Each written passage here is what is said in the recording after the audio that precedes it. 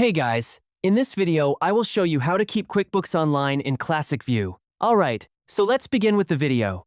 Even though QuickBooks frequently updates its design, there's still a way to return to a layout that feels more familiar. Start by opening your QuickBooks dashboard. Once you're there, look toward the top right corner of the screen and click on the settings icon, which appears as a small gear. From the drop-down menu, find the option labeled Switch to Accountant View. This mode closely resembles the classic layout that many users prefer. Click on that option, and QuickBooks will automatically reload the page.